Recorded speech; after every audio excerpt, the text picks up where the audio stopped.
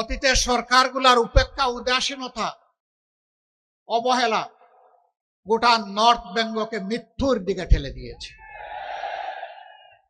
নদী মরে যাওয়া মানে আমাদের মাটি মরে যাওয়া, আমাদের মাটি মরে যাওয়া মানে আমাদের রিজেকের দুয়ার বন্ধ হয়ে যাওয়া।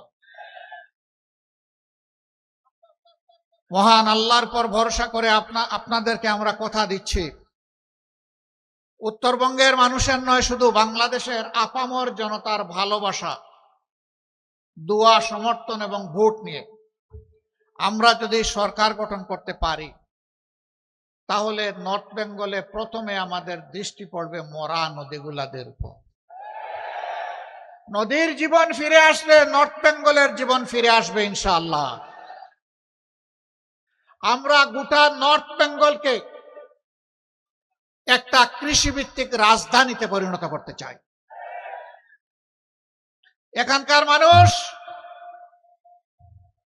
আসমানের আপেল খাওয়ার জন্য কারো কাছে দাবি জানায়নি। সহজ সরল জীবনযাপন, অল্পে তুষ্ট, কঠোর পরিশ্রমী। তাদেরকে তাদের পরিশ্রমের জায়গাটা তৈরি করে দিতে হবে।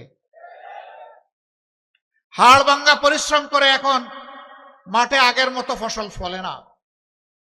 সার দিতে দিতে জমির জান শেষ। এর মূল কারণ হচ্ছে ওই যে মিঠা পানির পরশ থেকে, স্পর্শ থেকে আমাদের মাটি, আমাদের জমি বঞ্চিত হয়ে পড়েছে।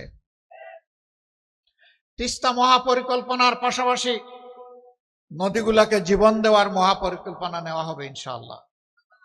আমরা কারো লাল চক্ষুকে ভয় করি না ভাই, আমরা ভয় করি শুধু আল্লাহ রাব্বুল আলামিনকে। কোন আধিপত্যবাদের ছায়া বাংলাদেশে আমরা দেখতে চাই না। অবশ্যই বিশ্বের সকল সভ্য দেশের সাথে আমরা বন্ধুত্বের সম্পর্ক চাই। আমরা প্রতিবেশীদেরকে আমাদের প্রতিবেশী হিসাবে দেখতে চাই। আমরা কারো উপর খবরদারি করতে চাই না, আর কেউ এসে 56,000 বাংলাদেশের উপর খবরদারি করুক তাও দেখতে চাই না। আমাদের কথা একদম পরিষ্কার। 54 বছর যেই শাসন, যেই রাজনৈতিক ব্যবস্থা, যে বন্দোবস্ত দেশবাসীকে ফেসিবাদ উপহার দিয়েছে, এই শাসনও আমরা আর দেখতে চাই না। আমরা চাই তার আমূল পরিবর্তন। সেই আমূল পরিবর্তনের সময়টা আপনাদেরকে, দেশবাসীকে হাতছানি দিয়ে ডাকছে আগামী 12 তারিখ।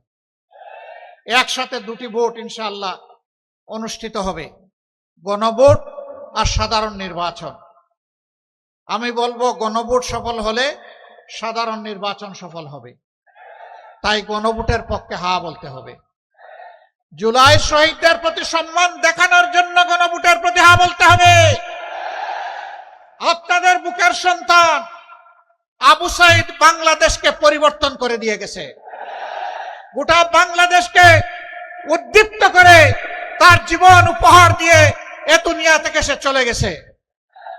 সে আওয়াজ দিয়ে গেছে, হে বাংলাদেশ, তোমাদের হাতের তালুতে আর তোমাদের ঘাড়ের উপর, হাতের তালুতে আমার রক্ত, ঘাড়ের উপর আমার লাশ আমি উপহার দিয়ে গেলাম।